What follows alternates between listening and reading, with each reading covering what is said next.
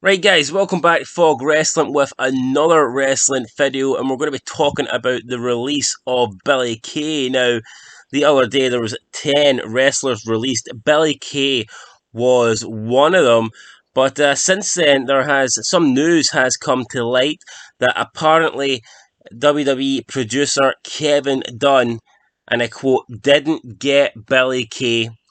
He didn't. I guess he didn't get the character. He didn't get the direction. Maybe he didn't get any of the comedy or any of the skits that she was doing. But regardless, he didn't get Billie Kay, and that seems to have pissed off a lot of people in the wrestling community.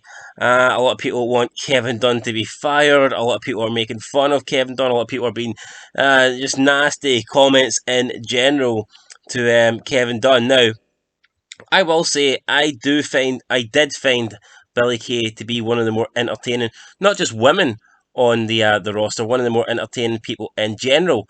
But we've got to be honest, wrestling in 2021 fucking sucks, right? So anyone who isn't god awful is going to stand out, and I do think what Billie Kay was doing was different. It was unique. You know, she kept trying to get contracts and kept showing her resume, and she was trying to get teamed up with people. And yeah, don't get me wrong, it's a lot better than watching Natalia wrestle the same match 1,000 times in a row. I totally get that, but let's not kid ourselves. Billie Kay isn't some megastar. She wasn't going to affect. She never affected the ratings. She's not going to lead the company, to better things. Yeah, she might have been one of the more entertaining divas on the roster, but I don't think losing Billie Kay, the WWE is not going to crumble because they got rid of Billie Kay. There's been a lot more talented people in the past that the WWE have let go of.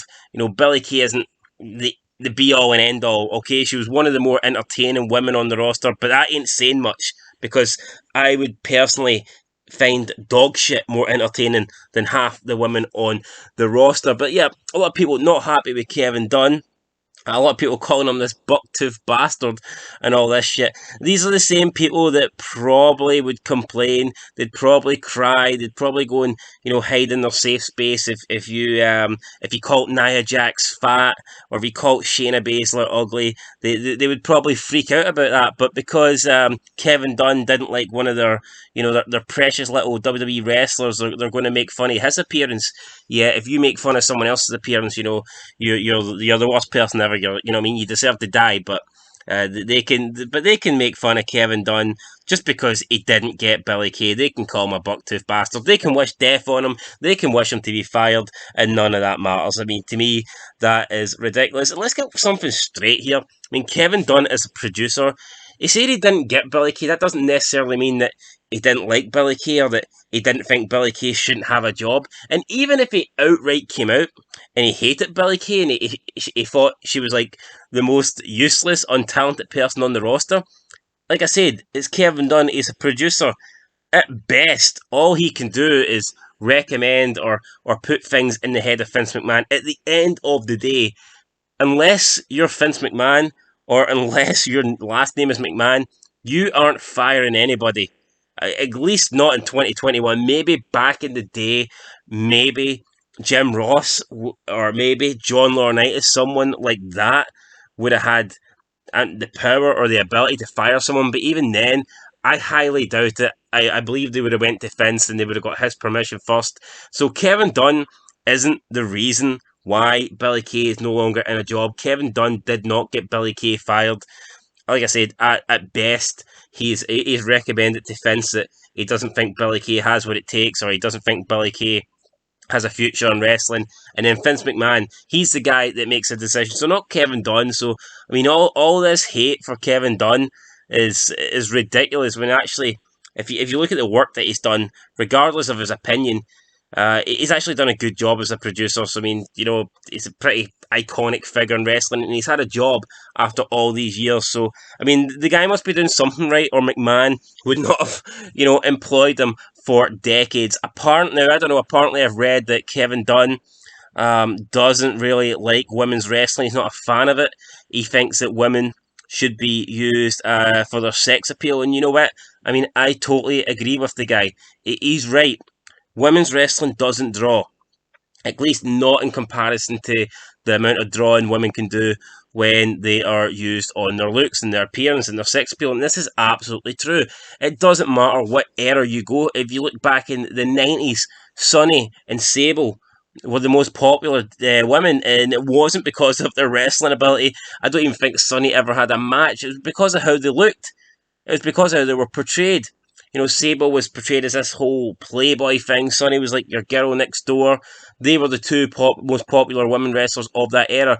Then when you move into like the Attitude Era, the Ruthless Aggression Era, the most popular divas were Lita, Trish, Stacy Keibler, and Tori Wilson, because they looked the best and they were portrayed as hot. They were portrayed as sexy. That was their characters.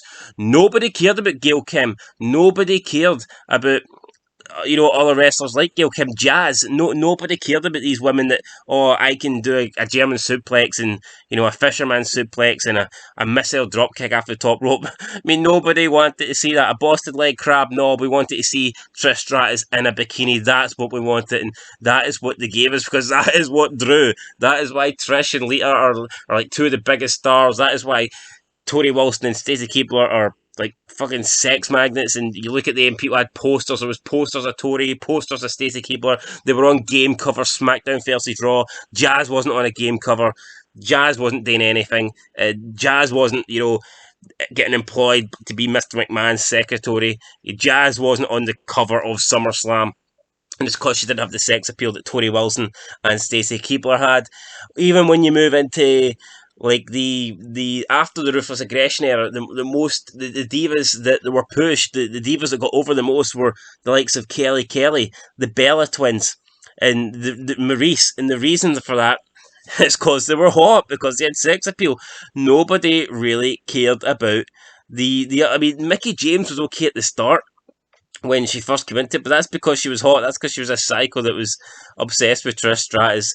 I mean, towards Mickie James's latter run, nobody cares about Mickie James just trying to wrestle. It is what it is. Nobody has ever cared about Natalya when she came in. Nobody really cared about Michelle McCool because she wasn't that hot. And that is the fact, guys. Even when you look at today's era, Becky Lynch, she got over to an extent, but that was because the WWE just relentlessly pushed her down her throat. But even when you look at the numbers, when you look at the YouTube viewership, the most popular things have been like with Mandy Rose when she was, romantically involved with Otis, or when she was turning up at Jey Uso's hotel room, when she was coming off as sexy. When you think of Lana, when she was, sleeping around, when she was with Bobby Lashley. I mean, you look at Bobby Lashley and Lana's wedding, and it was the most viewed video in ages that Raw had. So there's a reason for that. Lana looking hot is getting more views than Natalya or Shayna Baszler wrestling, and that is simple facts. You don't have to like it. You can turn around and say, oh no, I prefer women's wrestling. You can prefer Gail Kim over Trish Stratus. You can prefer Natalya over Mandy Rose, but the fact is, you're in the minority, and you have to accept that. You don't have to like it, but you have to accept that, because you know what, the truth hurts, guys. You may as well accept it. So Kevin Dunn, he might not like women's wrestling. He might prefer to see women, using their sex appeal. But you know what? He's got a point, because that's what draws, and women's wrestling does not. Anyway, this video is kind of dragged on a bit, but I mean, the hate that Kevin Dunn's getting, all the abuse he's getting, I mean, I highly doubt he's crying himself to sleep tonight, but I don't think it's justified. I mean, come on, the guy hasn't got anyone sacked. He ain't got the power to get anyone sacked. All he can do is recommend or, say something to Vince McMahon. Vince McMahon is the guy that makes the decisions. Unfortunately, the decisions McMahon's been making for the last 12, 13, 14 years have all sucked, because wrestling is absolute shit these days. But yeah, that's it. Billie Kay, she's certainly not the first wrestler I would have got rid of. I mean, in the current WWE roster, honestly, I could probably think of about 50 people that I would release before Billie Kay. It's unfortunate I wouldn't have got rid of Samoa Joe either. But, I mean, I don't know. It is what it is. That's who they've chose to get rid of. It's wrestling. People are crying, oh, I can't believe you're releasing these people and carrying on as normal. Guys, this has happened all the time. Every year wrestlers get released. McMahon, he can't just employ everybody, you know what I mean?